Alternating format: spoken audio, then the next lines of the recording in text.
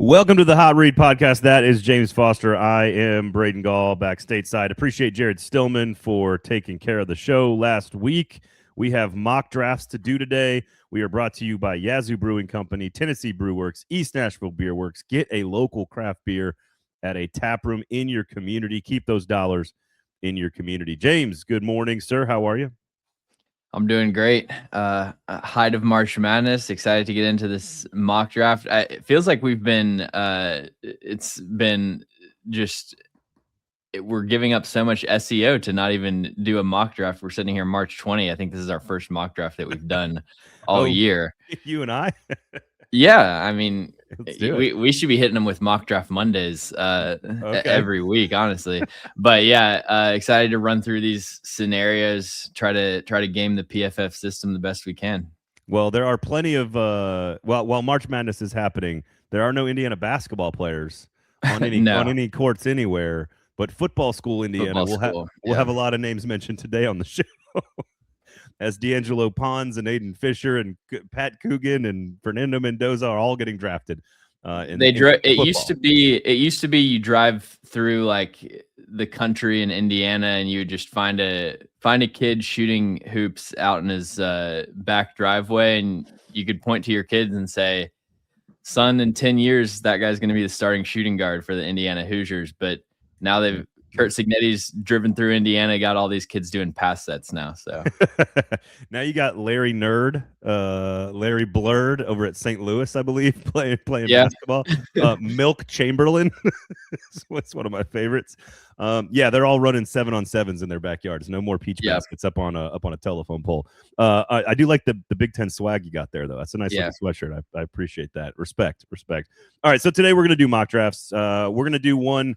I'll give you mine a little bit later, which is more sort of just these are the names I'm targeting that I think will be available. Here is sort of my full 7-round picks for the Tennessee Titans. We're going to do a live one that you're going to have final say on. So you are the Mike Borgonzi in all of this. I am merely an acolyte, one of the other former general managers that the Titans have on staff.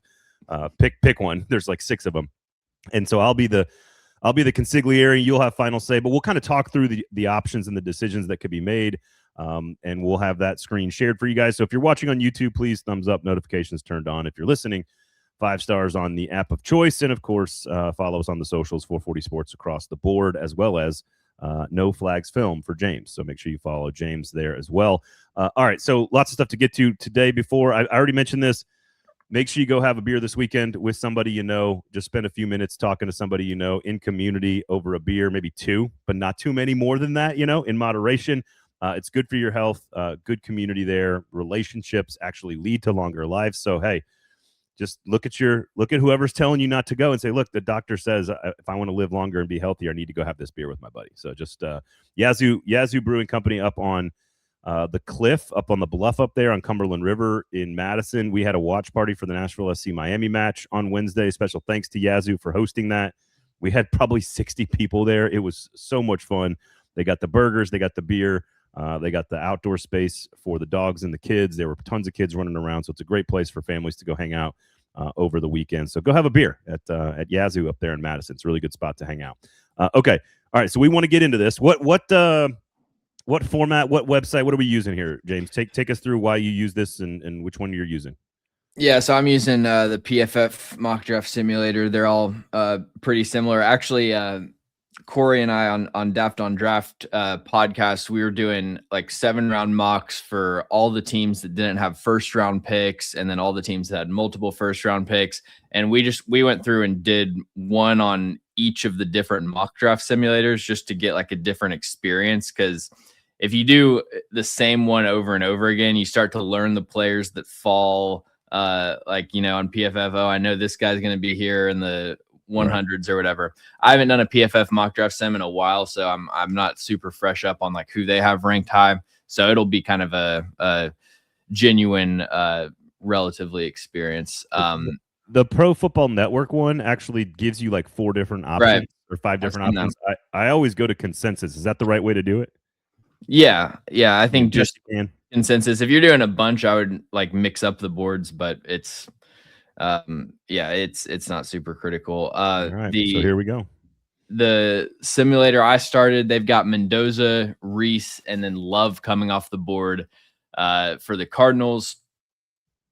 I'm interested. And let's be clear, we're not doing any trades on this. Right. We'll talk through the implications of some trades at certain spots. Certainly at 4, the only real implication there is, are you comfortable moving down 7 to 12 in that range and getting somebody, either an edge or a Styles or a Love or one of the 3 receivers? There's still lots of options there. You don't lose too much talent, right? If you go much below 12, you're starting to change the quality of prospect you're picking. Yeah. I'm interested where you would lean here, because to me, Styles is the clear pick. Bane is tempting. I just don't see that as being realistic for him to go off the board top 5. All right. Obviously, I want it. Well, I lean Bailey over Bane. I know you do not. I lean Bailey over Bane for the Titans' needs. Mm-hmm. Because I think he's thicker than people realize. I think he's more of a true 3-down edge than people realize. I don't think he's an elite player at that position necessarily, but if you look at what they've done with John Franklin Myers, you look at Jermaine Johnson, they don't have the wide 9 on the roster really. And so I think if you think Bailey can be that guy and can come off the edge kind of on a straight line and attack the quarterback and then evolve beyond that, I lean that over Bane. I do think Bane's a little bit redundant with John Franklin Myers, Simmons, and Johnson, but I think it's the same conversation we've had all along, James. Like, he's a really good football player that makes the Titans better. So I think his floor might be higher than Bailey's, but I don't think he gives them the actual pass rush longevity, the difference-making thing that they're looking for. So I don't know if that makes sense. You'll hear this when I do my picks, but I'm already disappointed in how this Pro Football Focus draft has gone.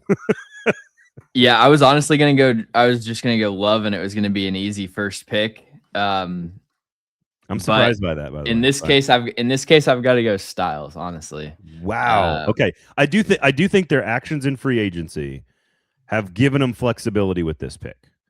Like, I don't feel like corner or receiver are as pressing of a need. I think edge is still clearly a need, but because none of these guys are clear-cut number 1 elite pass rushers, I think they have some flexibility to take either a Love or a receiver or a Styles in this situation. Here's the thing. I don't think they're taking Sonny Styles at 4, though. You don't think so? I mean, maybe I'm wrong. You think it would be Bailey in this situation? I personally like Bailey over Bane. I think the Titans would take Bane over Bailey. Interesting. So I prefer Styles. Titans prefer Bane, you think, and you prefer Bailey. Should we go with what we think the Titans are going to do, or with what we as a collective would prefer to do? Do you agree that the Titans would take Bane over Bailey? I mean, sorry, Bane over Styles.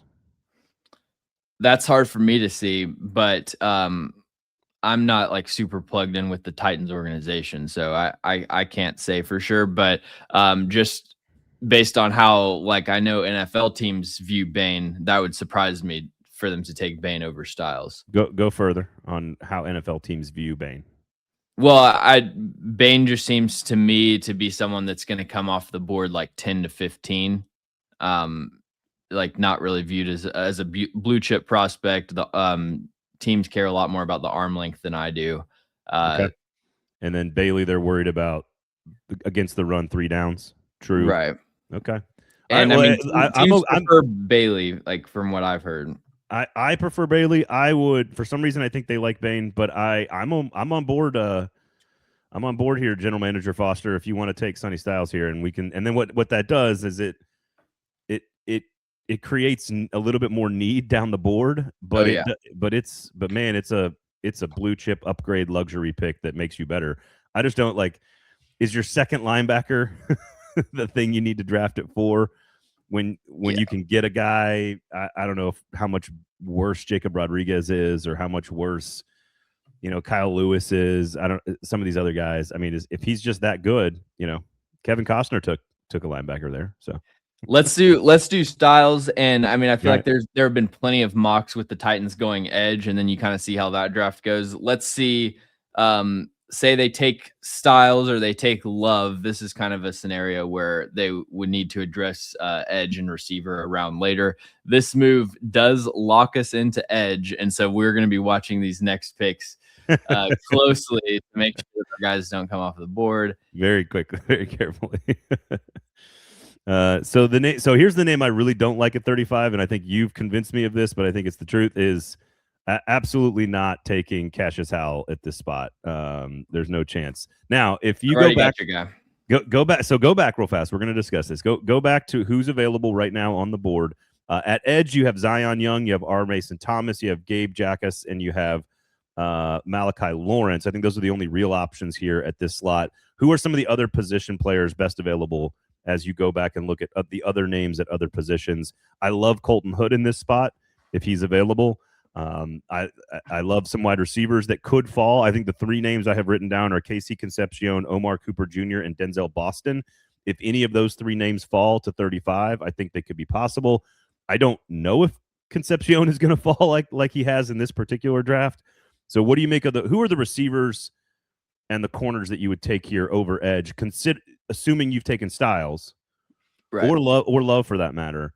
Who are the names that you just are absolutely taking no matter what because they're too good, they fell to you? Obviously, Concepcion and Hood are both available in this particular exercise.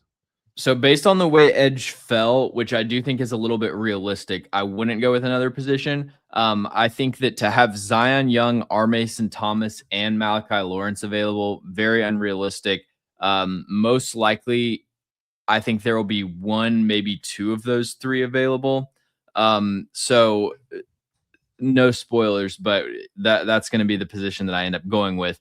If those, let's say that edge had been kind of picked apart, the rest of the board actually fell in a pretty favorable way for the Titans, where like I think Colton Hood would be a solid pick here, but Casey Concepcion at 35 would be incredible value, and that's really the one thing that's tempting me from potentially passing on edge. The thing is, you're just not going to find.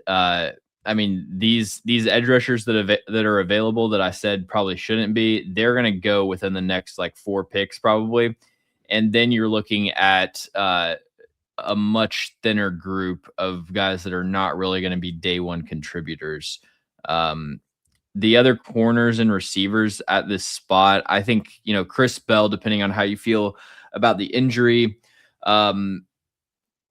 Pons at 35 is a little bit too early for me. Cisse at 35 is too early, I think, especially with what else is available. Chris Johnson, if it really got down to it, like if some of these other options were taken already, I think Chris Johnson is a player that just in a vacuum I'd be okay with at 35. Jeremy Bernard is would be a ridiculous pick. Same thing with in a bad Chris way. Oh yeah, awful. At 35, Trading Stukes is something you've been very high on. Yeah, Stukes is tough because of his injury history. A lot of places having him listed as a corner now, which is interesting because he's really more of a nickel or safety. So he's not like a boundary. I see some team, like fans of some teams saying like, oh, we need corner. We'll get like Trading Stukes in the second. He's not really a cover like boundary guy. It is extremely versatile. I think at 35, to me, I have him in ranked in the 40s. So I don't think that's an appropriate pick at all. Okay. It doesn't seem like the NFL views him that way. And I think also with the added uncertainty of injury, probably not great value there just because, a team probably wasn't going to take him for 20 more picks. Okay. I think that based on what's available, though, I think that Malachi Lawrence out of UCF is the best option. He has 6'4.5", about 255, incredible combine performance. He is one of the best athletes in this edge class. I mean, it's interesting. The top tier edge rushers actually aren't great athletes. And then the second tier of edge rushers are really good athletes.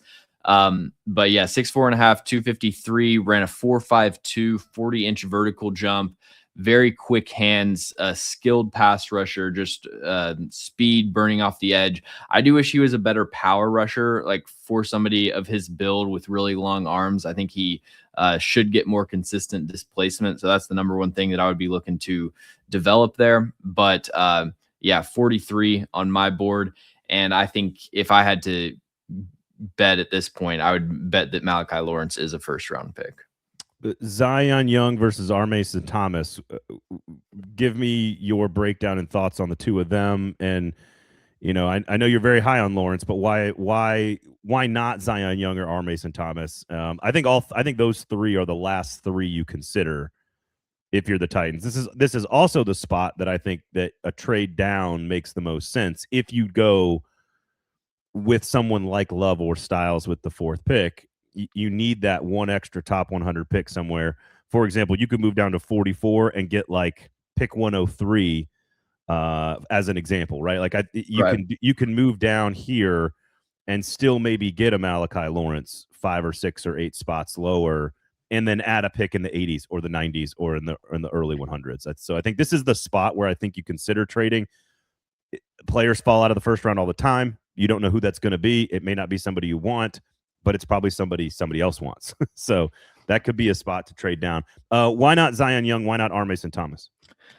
So Zion Young is very similar to Femi, in my opinion, where he's a run-stopping first edge rusher. He plays with incredible effort and energy level. He's pretty stiff at the top of the rush. I don't think he's going to be like a bendy edge speed guy. So that's sort of more the style and skill set that I think they need to be looking for, like an R. Mason Thomas. And if you wanted to go R. Mason Thomas over Malachi Lawrence, I wouldn't push back on that. I mean, Thomas probably has the best or second best bend in this class, especially through contact. Also a very good power rusher. Not going to be somebody that sets the edge or is a very sturdy, reliable run defender. But that's kind of what you get with a second round edge. As for the trading back part, you know, I agree with you in a vacuum. Like, obviously they need more top 100 or top 120 picks. This class, you know, I was talking to Corey and we were saying like we could see a record number of players not make the roster after getting drafted this year. And I think a lot of it's going to be those like 4th and 5th round guys that end up starting their career on the practice squad. So I don't know how many of those picks I would be wanting to like rack up. I would be looking to consolidate and try to like see if we can turn 101 into like 80 or something. Or if we take Styles and then edge is a huge need at 35, but we don't think the board is realistically going to you know, like you might need to trade up to 28 to get this kind of edge board. I see what you're saying. Okay, I got you. So that's kind of more how I see it. In a perfect world, you could move down from 35, still get the edge you want, or a corner receiver. You could throw in like 142 and 144, and then you add an extra pick in the 70s. You know, something like that. And I think I agree with you. I think you look at value at corner and receiver and linebacker and safety and center. All of them are going to be in that like 60 to 100 range. Yeah. And you can get a bunch of really good players, but you got to have more picks in that top. I'm going to say 105 just because that sort of feels like where we're at here. All right. So I would make a case for Thomas, but I'll do that in my mock drafts. All right. So you have final say. And if you like Lawrence a little bit better, I got no problems with that. Lawrence it is. All right. So now the question becomes corner or receiver. Ooh, Chris Brazel at round 3. That's definitely tempting. So looking at receiver, there's a lot of options at receiver. So far I like Ted Hurst the best. This is just going to be a my guys class if we do that. Ted Hurst, potentially Chris Brazel. There's a lot of intriguing receiver options. I think the next spot we would have to look at is center. And we've got all the we've got Sam Hecht available. So that's my number one center. So we've got all our options available there. Other spot that I would look for is corner. Some good options at corner. Well, okay, thins out And quickly. corner has really thinned out. So that's going to be a position that I probably look to day 3 on, because really, like, Devin Moore is the only guy that I would be considering here, and he's an injury. He's has a pretty bad injury history, so I would feel more They comfortable signed with him. the 2 big contracts to Alante Taylor and to Cordell Flott, as well as Josh Williams, tells you that they think that they can get a solid depth corner in rounds 3 or 4 here, which I know we're in round 3 here, but I don't know if that many corners come off the board. That it seems like that position thinned out real fast. Like Igbinosun went in the 2nd round, which feels a little bit early in this draft. Yep. So I think there's going to be a couple more options at corner at 66. When we first started these mocks, I would have had Keontae Scott as a lock for pick 66 for this team. Seems like he's more of a 2nd round pick now. But if that happens, you should have tremendous value like we do at wide receiver here. So let me ask about Antonio Williams. I have liked this player since his first year at Clemson. He's not an overly large player, but he's big enough to be kind of a do everything guy. He's been a little banged up, incredibly productive. All of his metrics are pretty solid. Zachariah Branch, we've talked a lot about him. Chris Brazel has some really nice fluidity for a player of his size. I have a little concern, not about the Tennessee system, but just about the scope of the routes. I really like Antonio Williams. Now, I'm trying not to give away who I'm going to support in this, because I think you're going to like it. But talk to me about it, why Antonio Williams is not a guy that you'd consider here versus Hurst or Brazel. Yeah, I like Antonio Williams. I think he's probably a solid wide receiver 3 at the NFL level. 4-year starter, really good production. I think he's a technically sound route runner, but not very explosive out of breaks. It doesn't have the speed to take the top off or threaten defenses vertically. But he sets up his routes effectively. Match up with Jalen Kilgore for South Carolina this past season and in 2024, where he dominated him. I wrote in my report, he's the type of the type of receiver who allows his quarterback to throw with anticipation into zone windows, because he's consistently in the right spot, does a great job keeping his route alive when the play breaks down, and also only had 1 drop in 2025. Back to his 2024 tape, I thought he showed incredible ability to attack the ball in the air, adjust to inaccurate deep targets. Last year was a little bit inconsistent, but overall, ball skills I think are excellent, and he is pretty productive after the catch. They use him a lot in like a gadgety kind of role. I don't think he's a Zachariah Branch level weapon or anything, but good vision, like sets up his blocks. Somebody that makes the most out of what's blocked for him. He feels like an all-around player that will be in the NFL for a while. So you're not getting a wide receiver 1, but I think he could be a low-level wide receiver 2. I mean, I think he just does everything pretty well, and I think he's a high floor as long as he's healthy. And you said a little inconsistent. That's the entire Clemson football team in 2025. So I think a lot of that just sort of happened to that team. I don't know why. Klubnik did the same. Same things happened to Klubnik. It was just sort of different and off this year. Rank your top 4 in order, and scroll down for me there. Deion Burks is available. Elijah Surratt is available. Malachi Fields, I think, is I'm not super sold on Malachi Fields, but who else would you consider? Is it just Brazel, Williams, and Hurst that you would consider here? So yeah, in order it would be Hurst. Then probably is Branch available? Yeah, Hurst, Branch, Brazel, Williams, and then Malachi Fields. Just based on my board. So yeah, going off that board, I would go with Ted Hurst, but I'm interested to hear any objections. Well, you're ruining my mock draft later, where I have Ted Hurst picked at 66.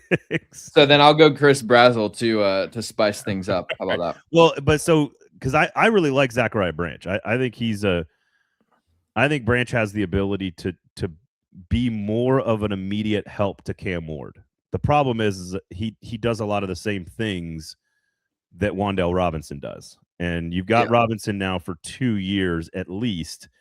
Ridley, with Ridley and Robinson now on this team, it does change the need for receiver, especially if you think Io Manor and DK can kind of be a good combo to give you a 3 and a 4 to some degree. So you can kind of pick any type of player you want. Does the type of player matter here in terms of overlap, or do you just take the best one that you think it can contribute? I think Branch would be a better help to Cam Ward sooner, but again, he's a bit redundant with Wan'Dale. Well, I definitely think there's overlap, which is why I would go with Brazel over Branch, even though I have Branch ranked higher. I don't know how you really justify like Wan'Dale Robinson and Zachariah Branch.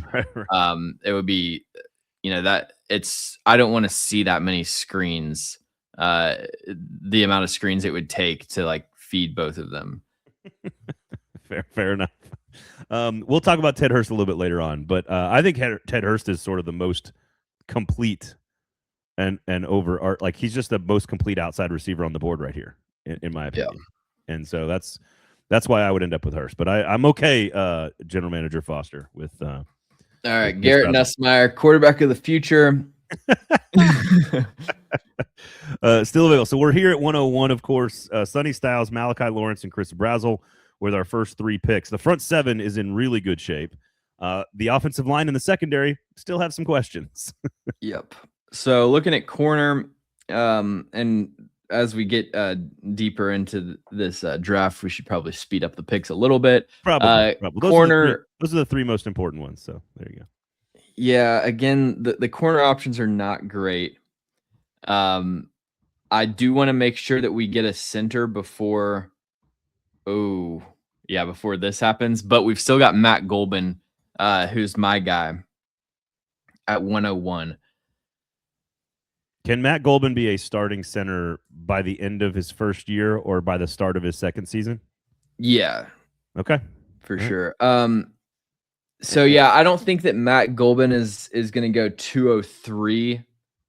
So the thing is, like, Pat Coogan and Jaeger Burton are the 2 centers that are available. So might need to be a little bit aggressive on that.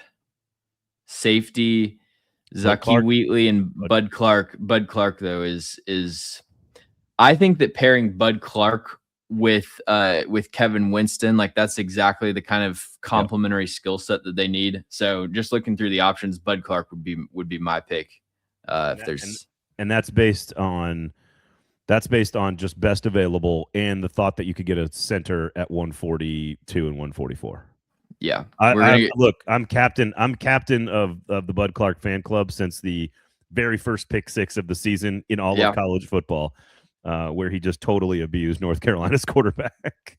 So I'm all on. I'm in on Bud Clark. I think that's a really nice piece. And if there's no good value at corner, he does help your pass coverage for sure. So Matt Golban, come on down.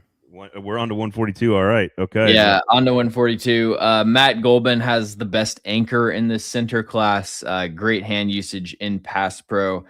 He isn't the rangiest run blocker, so like not somebody that I would want like pulling a bunch, but they don't really do that as much in the NFL. So I feel really good about his projection. No argument here from your assistants. And then 2 picks later, this is where I will open the floor to the scouting department. If there's any favorite picks that they want to make, but Charles Demings is kind of burning a hole in my pocket here at 144. He, I think, is the best boundary corner prospect available. Better than Julian Neal's available. Julian Neal's available at Arkansas. That number is he's fallen down boards quickly. He had a rough Senior Bowl. Yeah. Scroll down a little bit further. I think you got Massis from Cal. TJ Hall and Jaden Kennedy are both excellent players. I think I've targeted them later in the draft as well, but they're probably more slot corners, correct? TJ Hall is more of a safety. I mean, I hyped him up on this show like all year, and then he runs the slowest 40 time of all the corners. So that's great. But yeah, he's firmly a back end of day 3 guy. there aren't really other corners that, yeah. It's probably not worth looking at wide receiver if we've already invested in Chris Brazel in the top 3 rounds. So probably not. Let's check it out. Now, Eric Rivers is, Eric Rivers. I mean, Josh Cameron. If we didn't take Chris Brazel, I like Xavier Thomas out of LSU. I like Kendrick Law a lot. I like Kendrick Law. So I think that probably going corner would be the best option here. I got no problems with Charles Demings there, and I don't think any running back is worth looking at with this pick. I think if you're going to take a running back, take somebody late in the draft with 184, 194. I think same thing with tight end. You could also, I don't know if it's worth looking at depth offensive line, whether it's tackle. I know your favorite guy, Trost, out of I know you like Diego Pounds. I know Trost out of Missouri. These guys may not be tackles, but they're quality players that you could probably use on the offensive line in some shape or form. I don't know if that's what I want to do at 144, but I do think that's something that is very realistic for the Titans, is grab a depth offensive lineman the way they grabbed Jackson Slater last year, kind of late in the draft. So that's maybe more of a 184, 194 thing. So I got no problem with Charles Demings, Your Honor. So yeah, I'll definitely check out Trost for the next pick. All right, so we've got Charles Demings at 144. All right, so we've got Sonny Styles, Malachi Lawrence, Chris Brazel, Bud Clark, Matt Golban, and Charles Demings. I think systematically knocking out the needs here. All right, 3 more to go. All right, you want to send it with Keegan Trost here? I'm okay with that. 184, Keegan Trost. Plays tackle. Play guard. Good. Plays tackle from Missouri. Probably going to play guard. What do you like about Trost? Yeah, Trost, outstanding anchor, hand usage, great run blocker as well. Something about the Missouri right tackles just move people in the run game. To back-to-back years that Missouri right tackle number 79 has been one of my favorite run blockers to watch.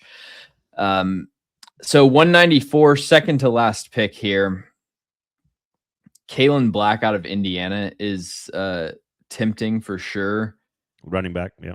Yeah, John Michael Gillenborg, the tight end out of Wyoming, is fast. He can separate, just a putrid run blocker. Well, now that you've gotten your run blocker, though, in free agency, with Bellinger. So VJ Payne here at 194, I'm not even going to do it. Because you don't think he's available at that slot. No. That would be cheating. Oscar Delp. Same with Oscar Delp. I love Oscar Delp. I love Oscar Delp, but no reason he's there. I don't mind Kendrick Law here. I think that's a really good pick at 194. Yeah. Also, if you want to double up at wide receiver, I think that could be a really good quality value. Kendrick Law is basically like the light version of Zachariah Branch. Yeah, and so he certainly complements Chris Brazel very well in terms of those two skill sets. So I don't know, where are you feeling here? Do you feel in depth that you want to add a running back? What are some other names that you would think at 225 at running back that would be worth considering? Or is Keelan Black just he happens to be available, so I like him, so he's worth it? Yeah, there aren't really running backs. My favorite available here. I mean, the good thing about this team is with Pollard and Spears and Mullings and Chet, they did re-sign Chestnut. They do have all 4 running backs coming back this year, so they don't have to go get another player, another body at that position in the draft if they don't want to. So, what do you like more here, Black or Kendrick Law? Yeah, I like Kendrick Law. I think Law can kind of be an extension of your running game a little bit as well. Okay, yeah. So yeah, we'll go Law. All right, last pick in the draft, 225. Where are you going here for the Tennessee Titans? What's the value play here? Because look, I don't think, as we're looking at this, I don't think if you scroll up to the top and who's available, I don't think that TJ Hall will be available. I don't think that Oscar Delp will be available. I don't think Jaden Kennedy will be available. So I would take any of those guys in real life. Who do you think actually is available here? Vincent Anthony's is not terrible. Yeah, I think so. Micah Morris is somebody, if we didn't already take a guard. Colby Young, if we didn't already take a receiver. I like Riley Nowakowski as a fullback potentially. Who was the guy? James Thompson Jr. is decent. Can you use Nowakowski? Can we use him with his hands on the ball at all? And in terms of the way that maybe not the way Kyle Juszczyk is used, but maybe the way, why am I drawing a blank on the Kansas State player that was drafted by the Commanders that immediately? Oh yeah, Ben Sinnott. Sinnott, like, is he more like what can you do with him? He's a fullback, but just a true fullback. A great blocker. Okay, I mean you could do a lot worse than adding that piece to your to your team. I really like him too. So, all right, there we go. What grade did we get? C+. The key is you want to make the best mock possible with the worst grades possible, because that means you're getting the sleepers. Yeah, there you go. All right, so Sonny Styles at 4th overall pick, Malachi Lawrence, Chris Brazel, Bud Clark, Matt Golbin, Charles Demings, Keegan Trost, Kendrick Law, and Riley Nowakowski. There's a lot of offense and a lot of defense there. You got some help along the offensive line. You added some depth pieces. You increased the talent in your secondary, added a weapon, and really made your front seven better. So that's a lot of stuff. It's a lot of stuff. Yeah, it's a great haul, if I don't say so myself. A lot of improvement on the running game there with Nowakowski, Trost, and Golbin. Like, adding those three pieces to the running game, you'd think would do a pretty good job for them. So how do you feel about that?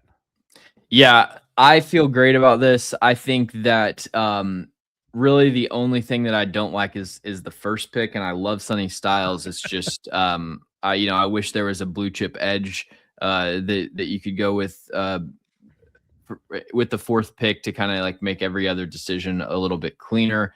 But based on the cards that you're dealt, I think that like Sonny Styles is probably the safest pick up at the top if you don't get Jeremiyah Love, and did a pretty good job with the remaining positions. The big thing is what kind of edge rush realistically actually falls to 35, because I think taking Malachi Lawrence in the 2nd round of mock drafts is kind of like hanging on to some outdated rankings and info, because it seems like he's a pretty good bet to go 1st round realistically.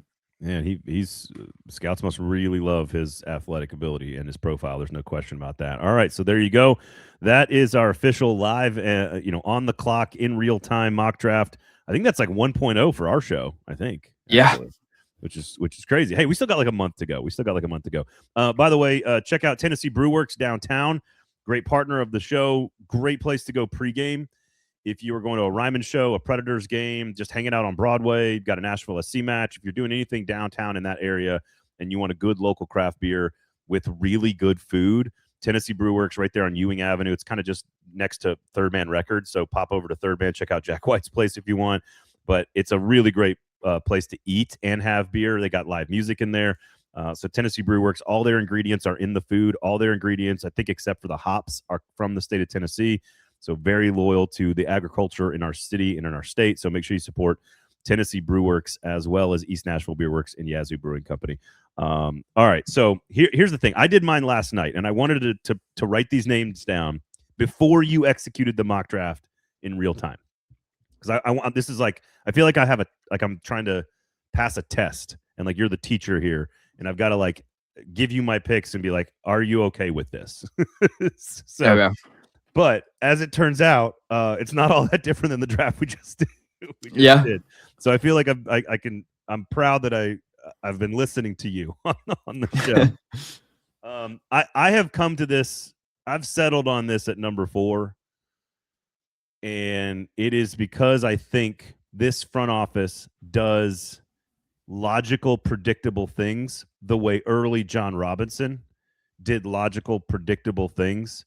And I think in this sense, it's a good thing. They went out and signed 2 corners. They went out and signed John Franklin Myers. They went out and like Wan'Dale Robinson fits into their scheme. I just think they do logical, predictable things. What happened to John Robinson in his later years is he started doing stupid shit. Yeah, that wasn't logical and wasn't predictable, and he was chasing bad money with bad money. And I think in that vein, you cannot screw up the 4th pick. And to your point on Bailey and Bain, you with the 4th, they all have questions. Even Reese has a question. maybe more physical tools, but there are questions about all three of these players. There is a chance that these three players, each of them in varying degrees, don't pan out to be worth the pick at all. And you've said, I think these guys are more in the 9 to 15 talent range. The name on the board for me that instantaneously helps Cam Ward the most, that has the highest floor of anybody, and will not go wrong at number 4 is Jeremiyah Love. Jeremiyah Love is the prediction that I would make right now if Jim Wyatt calls me and says, "Hey, who do you want in my preview article that he puts 150 names in?" Right. I'm putting Jeremiyah Love down right now. I think that's what they are going to do because it's the safe, smart, predictable, logical thing to do.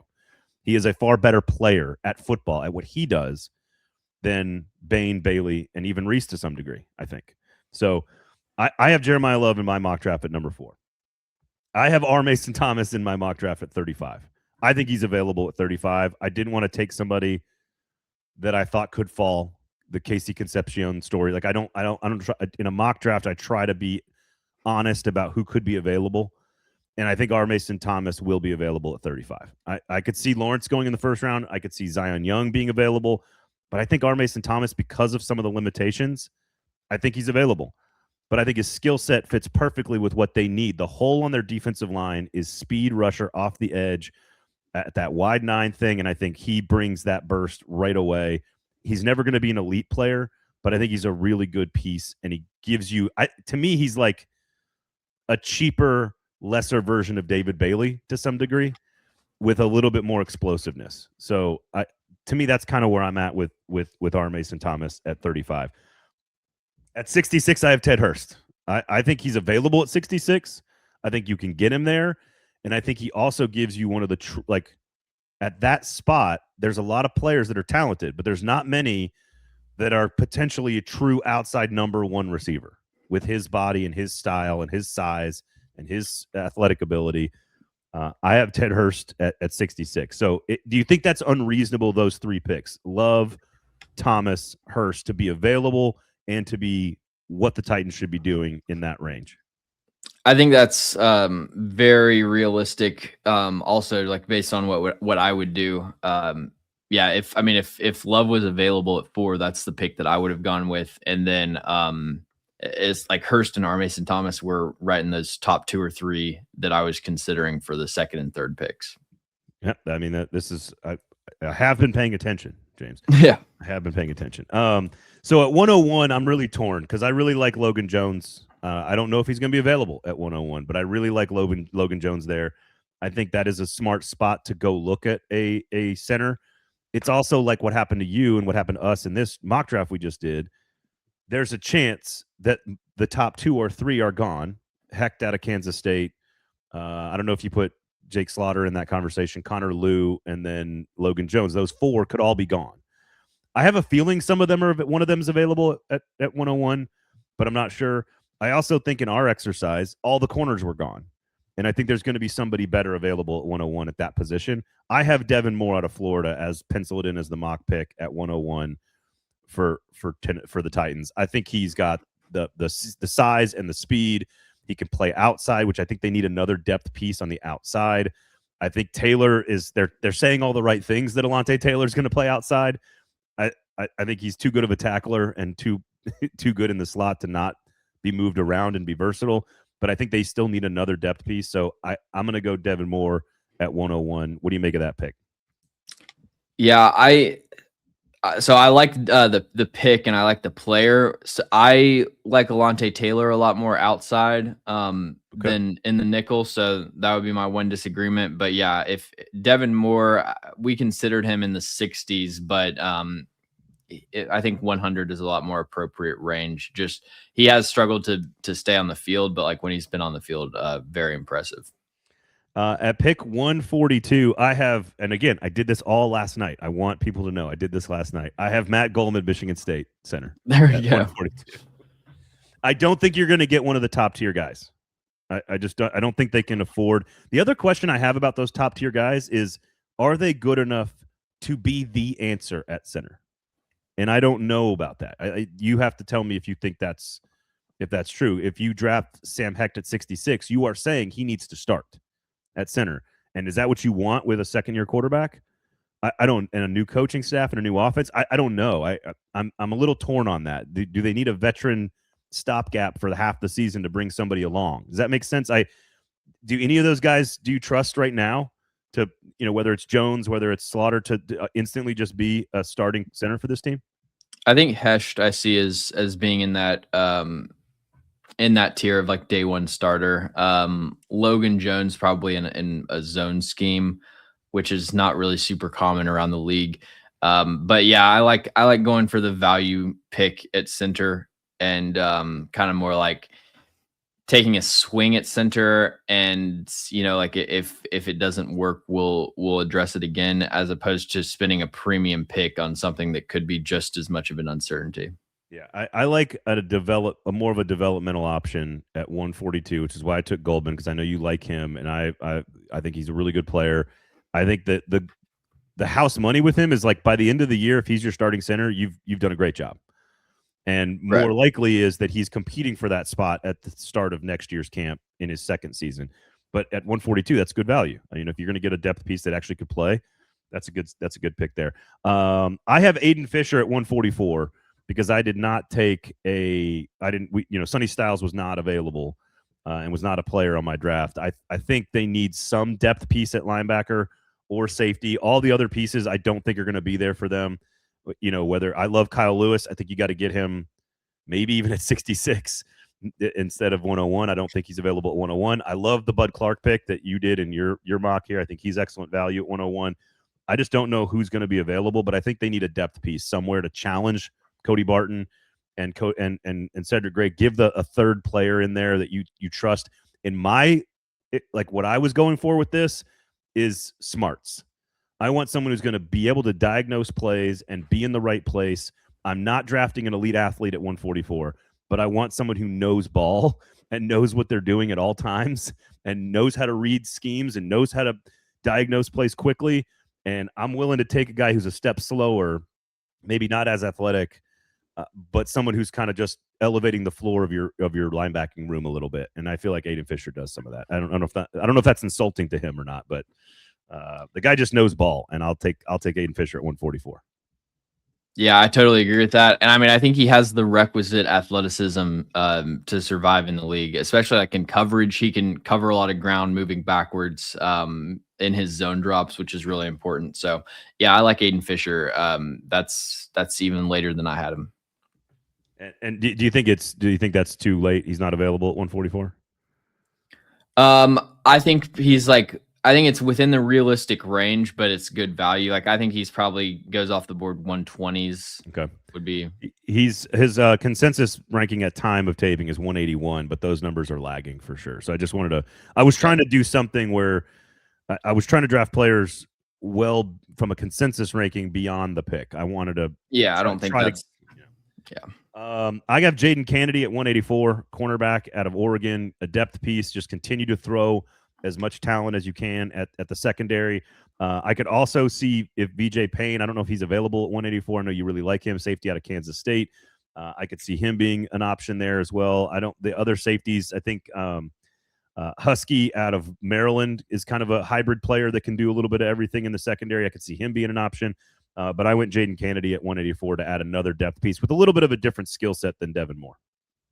Yeah, I like Kennedy and Husky. Kennedy's more of a nickel. He ran we'll have to see what officially it was, but a really good 40 time at his pro day. So that'll be big for him. I don't think he's available here, but maybe a round or two early. Yeah, especially after like running a good 40, which that's fair. A lot of people had questions about. I have Kendrick Law at 194, picked last night, again, before you and I talked. Wide receiver out of Kentucky, pairing him with Ted Hurst. Again, much like pairing him with Chris Brazzell, two good, different skill sets that you can offer to the offense. I think they're really good depth pieces for both Ridley and for Wan'Dale Robinson, as well as Iomanner and DK. So I think it gives them a really good receiving room. It may not be a great room with a star, but I think Ridley, Hurst, Robinson, you go Iomanner, DK, and Law. Throw in Bryce Oliver in there. That's as good a receiving room depth-wise as this team has had in a while. So I went Kendrick Law at 194. Obviously, no disagreement from you since that's what you just did. I have Keegan Trost at 225, but it sounds like you think that's not even going to be possible. Yeah, I think he probably goes off a little bit earlier than that. It seems like he's like everybody's favorite day 3 tackle to guard convert. What about Diego Pounds out of Ole Miss? You like him at 235, 225? Is that fair? Well, again, it seems like he's everybody's favorite prototypical like developmental tackle, which historically means they go like where Caden Wallace went, like third or fourth round, which the tape doesn't justify, but that's just kind of the premium you have to pay. Okay, there you go. All right, I'll run down mine real fast, and then just to refresh everybody here, and then we'll kind of wrap up with some trade options and maybe see what else is going on. So the Tennessee Titans in my mock draft, number 4 pick. I think it's Jeremiyah Love out of Notre Dame. I think that's who they want. I think he instantly makes Cam Ward's life better, and I think he's the best player at that position, best player on the board at that slot. So give me Jeremiyah Love out of Notre Dame. R. Mason Thomas, speed rusher off the edge. With that skill set, fills a need for the Tennessee Titans on their defensive line. Ted Hurst, wide receiver out of Georgia State, a true outside potential number 1 at 6'3", over 200 pounds. He can do everything. I think he's a really savvy player. I like Ted Hurst at 66 for the Tennessee Titans in the 3rd round. Give me Devin Moore, cornerback out of Florida with pick number 101. He can play outside. He's got some speed, another depth piece there. Number 142, Matt Golban out of Michigan State, the center. They desperately need depth on the interior of their offensive line, and this is a developmental piece that could be a starter by year 2, so give me Matt Golban. Aiden Fisher, smart, heady linebacker, elevates the floor out of Indiana for this piece, for this room for the Tennessee Titans at linebacker, so give me Aiden Fisher at 144. Jaden Kennedy, cornerback out of Oregon, possibly a nickelback, but again, adds a new skill set and a little bit of depth for the Titans secondary. Kendrick Law, wide receiver out of Kentucky, gives him a speed option there at 194, and fill in the blanks. Keegan Trost, Diego Pounds, somebody that falls to you, an offensive lineman, probably a tackle/guard, developmental swing piece that can play all over the offensive line at 225. That is my current mock draft 1.0 on March 20th. James, what do you got? All right, so my mock draft 1.0 at 4, I went with Sonny Styles. Unfortunately, probably would have gone with Jeremiyah Love there, but just had to go best player available. I'll start over for the clip. At 4, I went with Sonny Styles. Had Jeremiyah Love been there, I would have gone with him, but just went with best player available. Sonny Styles is not only the best player available, but the best linebacker that I've ever evaluated. At 35, went with UCF edge rusher Malachi Lawrence. A little bit of a wish here for him to be available at 35. I think he's got a chance to go in the 1st round, but speed off the edge is exactly what they're lacking. Then at 66, Tennessee receiver Chris Brazzell deviates from a lot of the narratives that we've gotten used to with Tennessee receivers as far as the route tree and the ability to get out of breaks. I still think there was a lot of inconsistency on his tape, but that size, speed, and fluidity combination to get at 66 is incredible value. Bud Clark at 101 is one of my favorite picks from this mock, the safety out of TCU. A ton of ball production, great instincts and coverage. His skill set meshes well with Kevin Winston. There were some speed and overall athleticism concerns that he kind of answered at the combine with a really impressive performance. So we get him at 101. Center is obviously a need, and we addressed that at 142 with Matt Golban out of Michigan State. Very stout anchor, good run blocker, creates a lot of movement at the point of attack. 144, we get Charles Dimmings, the Stephen F. Austin corner, a boundary corner, really good in press, good ball skills, comfortable turning and finding the ball in the air. At 184, we get Missouri right tackle Keegan Trost, who is probably going to play guard. PFF has this rated as an F, but I think it's a really good pick. Strong anchor, excellent run blocker, can fit multiple schemes. Then at 194, Kentucky wide receiver Kendrick Law, kind of the value version of Zachariah Branch. Not a lot of production or a very extensive route tree, but I think he has the athleticism to develop more as a route runner, and he is electric after the catch. And then at 225, Riley Nowakowski, the Indiana fullback, is a versatile run blocker, multiple different alignments, not as much of like a established receiving threat, but kind of a jack of all trades, Swiss Army knife sort of skill set. I think I'm also going to take Riley Nowakowski with my 7th round pick at 225. I feel like he's definitely there. He helps you with your running game. He's a bit of a blocking element, and he's a solid player there. So there you go. There's the mock draft 1.0 for the Hot Read podcast. Make sure you check out all of James' work, of course, but also make sure you check out East Nashville Beer Works when you go out and have a good time with the fam, with your friends, you're watching games. They've got the OG location in East Nashville, which is great for, you got the big screen out there, you got the dogs, you got the playground, you got the pizza, but also the new tap room out there in Wilson County between Lebanon and Mount Juliet off 109. It is a monstrosity of a tap room. They've got an upstairs adults only balcony. You've got the food and the family downstairs. You got the putt green, the dog park. You got the playground, the big screen, all of that downstairs. It is a fabulous space, and it's out there if you're, not a lot of good beer out there in Mount Juliet and Lebanon, so make sure you check out East Nashville Beer Works when you're out there. Go hang out at a tap room near you. Yazoo Brewing Company, Tennessee Brew Works, East Nashville Beer Works, just 3 of the best you can go to here in Middle Tennessee. Any parting shot? Anything from do you think the free agency class changed a ton of their strategy? I think it does give them. I think the biggest thing for me is it gives them a lot of flexibility at 4. That's what I feel like they did, is they answered enough questions that they can do something like Sonny Styles or Jeremiyah Love at 4. Anything else that you think that this free agent class does to their draft strategy? The main other thing is it gives them flexibility at corner, which I think is good, because as we saw today, the corner board can thin out pretty quickly once you get past like the 50th pick. And so that gives them the freedom to where they don't like have to reach for a guy that's going to be starting for them at 101. They can say like, okay, we missed on the cornerback class. Let's just take good players and then wrap back around with the next pick. Like a great safety at 101, perhaps. Yep. Yeah. All right. Well, I think they've done a lot of logical, predictable things that make sense. And I like when football teams do things like that. Like it's not that we all get validated in our outside opinions and thoughts of analysis of players and roster situations. But if the whole world's like, man, you need corners, and you go sign 3, I like that. I like that the Titans are doing that. And again, that reminds me of early John Robinson. I don't have a ton of other GMs to compare it to. I haven't covered the Jets or the Bills or the Niners, but early John Robinson would do things that made sense. He filled holes with premium picks. He drafted good players. He signed value free agents, and he did smart, logical things. So that's what I'm seeing from this front office right now. James, what else you got for the good people? What are you working on? Where can people find you? Yeah, check out my new website, jfosterdraft.com. I've taken all my old draft guide and converted it into like a modern website that doesn't take a million years to load.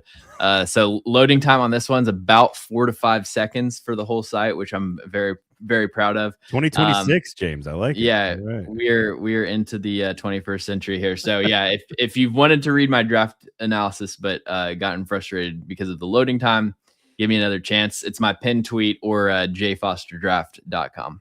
Strengths, NFL ready build, good breakaway speed, rarely caught from behind, tough runner who finishes with authority, highest yards after contact and attempt among running backs, can deliver off the bounce and off contact and maintain balance, lethal hurdle to escape the last line of defense and finish breakaway runs, which, is obvious, the hurdle. You see it all the time.